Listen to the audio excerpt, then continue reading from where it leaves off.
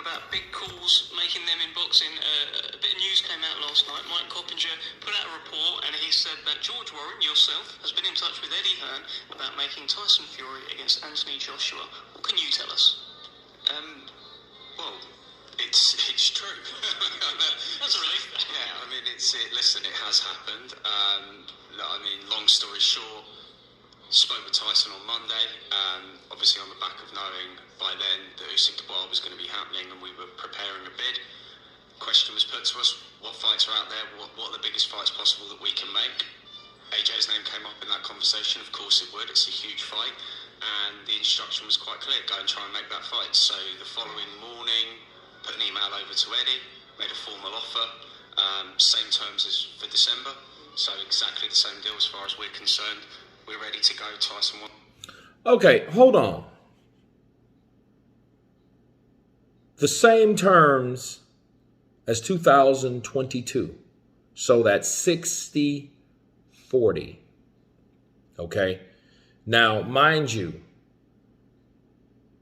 you give a guy and offer a guy 40% to your 60% that lost to a guy that you offered 30% to your 70%. Just let that sink in for a minute. You can't make this shit up, people. Anyway, let's continue. Tyson wants it to happen, so do we, and I hope they do too.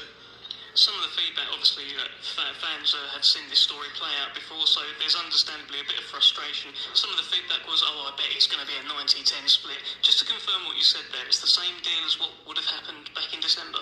Yeah, exactly the same deal. So, I think it's fairly established, it's on record. The contract was, if 99% wasn't the right number, 98% is the right number in terms of where we got to on that contract. And the commercial terms, importantly, were agreed and accepted.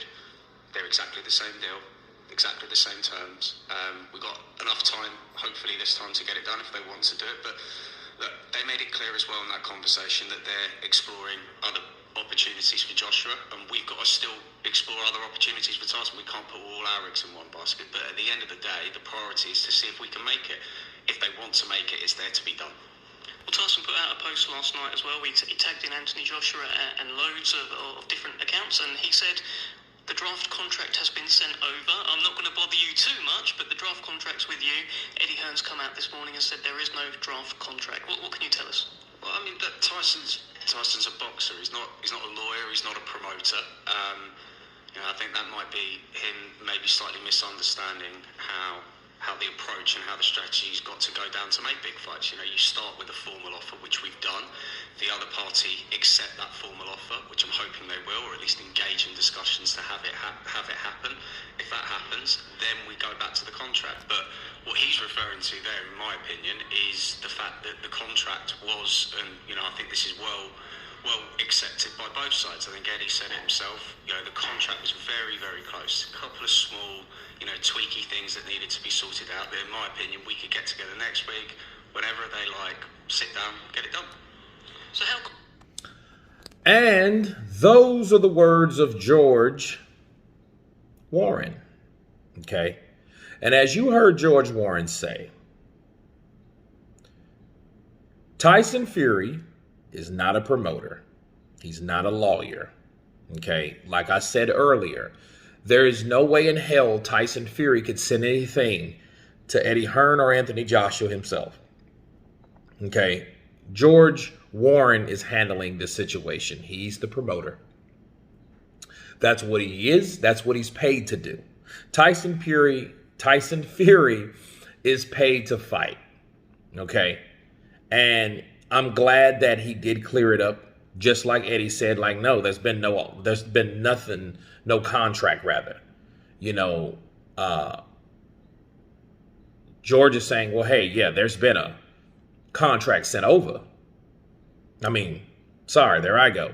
There's been a offer sent over to the contract that once was already almost agreed to, which is a similar contract of the one they already had. So they never scrapped it.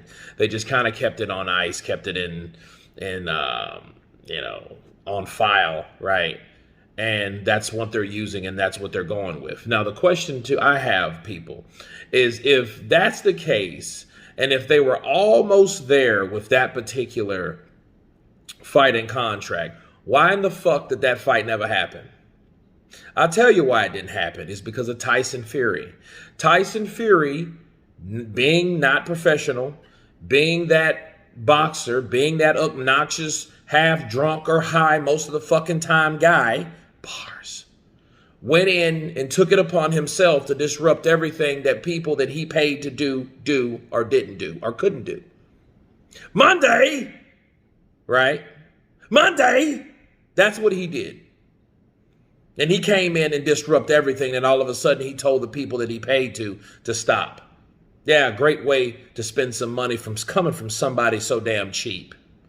You know what I mean? That's what gets me about this whole ordeal. Like, okay, why is it that you were sabotaging your own deal? I'm going to tell you why. Because a Derek Chisora fight for a shitload of money is a lot better and a lot less riskier than an Anthony Joshua fight for a lot of money.